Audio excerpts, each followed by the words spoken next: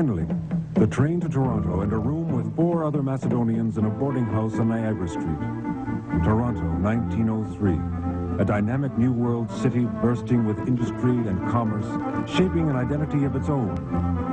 They lived where the work was and took the work that was there. After all, they were not here to stay, and a little hardship here meant a better life at home when they could go back.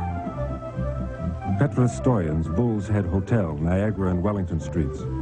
The Junction at Keele and Dundas. The Consumers Gas Coke Yards at Parliament and King. Cabbagetown at Parliament and Dundas. Schnopper's Tannery. Harris Slaughterhouse. Gunn's Slaughterhouse. Swift's, Holman, Kemp, Massey Harris. The National Casket Company. These names meant home and work. They did not know that they would be the heroes we now speak of. The heroes that shaped a destiny of freedom and prosperity that rivals any other nationality in the world.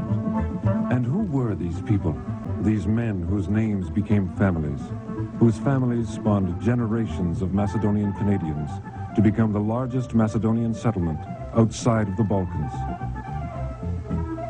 Andreev, Belchev, Blagoj, Christo, Dimitri, Dimitrov, Tafev, Iliev, Ivanov, Georgiev, Germandov, Grudev, Kiprov, Lazarov, Mikhailov, Nikolovsky, Paskalev, Perov, Petrov, Phillips, Popovsky, Stoimanov, Stefov, Stoyan, Stoyanov, Temovsky, Tipulov, Tomev, Trenton, Uzanov, Vasil. Vasilev. As political conditions grew worse in the Balkans, the community grew more committed to their stay in Toronto. They sent for their women, and the women once again proved their strength, keeping the family and culture together as the men worked long hours and the children grew. The villages developed their own societies, and our neighborhoods developed a recognizable character. A Macedonian house grew zdravets, was meticulously clean, and very quiet, as families brought with them their fear of old country persecution.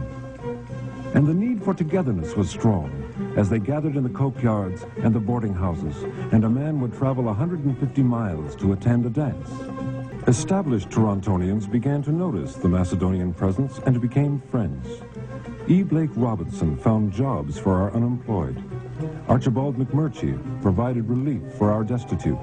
Upton Sinclair defended our workers, and Nurse Fraser cared for our elderly. But never did the Macedonian Canadian community come together so strongly and admirably with common purpose than when they created their first permanent place of worship and culture, the little church on Trinity Street, St. Cyril and Methody, founded in 1910.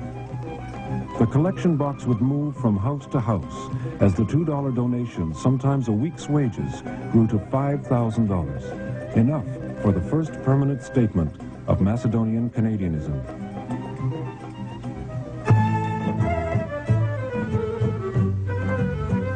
Dr. Demetrius Mallon, whose moral obligation was to help Macedonian Canadians, worked diligently as a statesman and humanitarian, generously providing spiritual and material leadership to a community hungry for self-realization.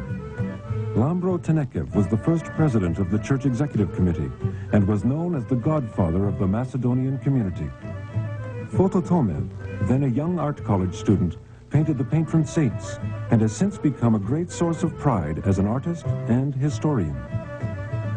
Out of this vital center of Macedonian activity rose Balkanski Unak, the athletic and cultural society.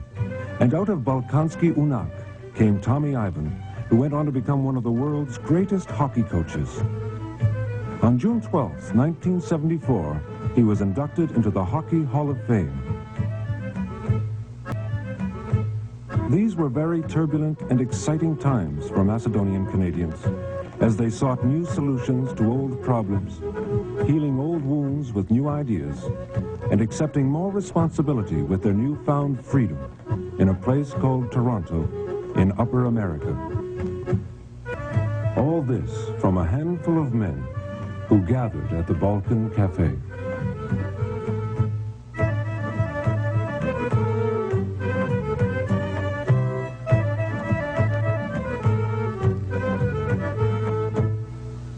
It is encouraging to know that the Macedonian people of this city are imbued with the ideals of their Canadian citizenship.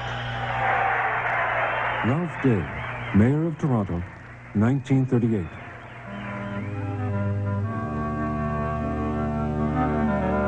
The Macedonian Canadian community had officially distinguished themselves as good citizens and good soldiers in World War I. The new parish hall opened in 1928 with the play Makedonska Krvava Svadba. The world was fighting its way through the Great Depression.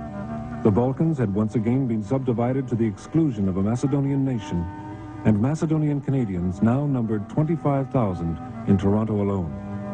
What was a commitment to survive in the old country was now becoming a commitment to succeed in a free country. But this transition was not easily achieved. If the struggle of the first generation was physical hardship and loneliness, the second generation would endure a more subtle and disturbing conflict, that of two loves, homeland and adopted home.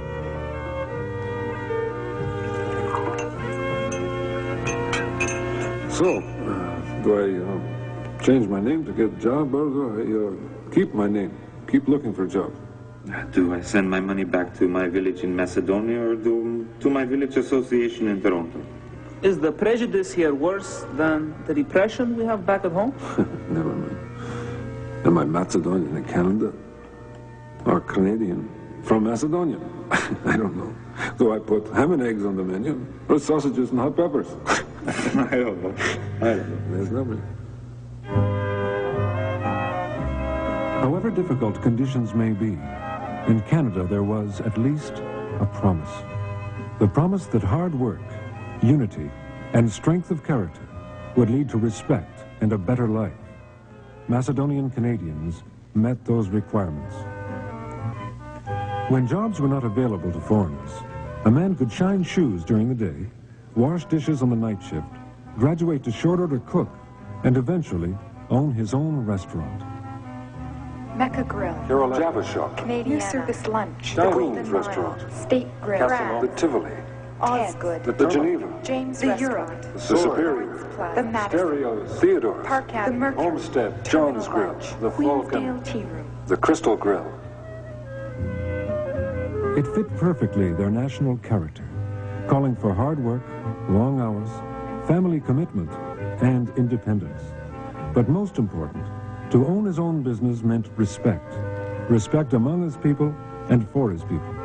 Macedonians wanted and received respect in Canada. They would never let it go.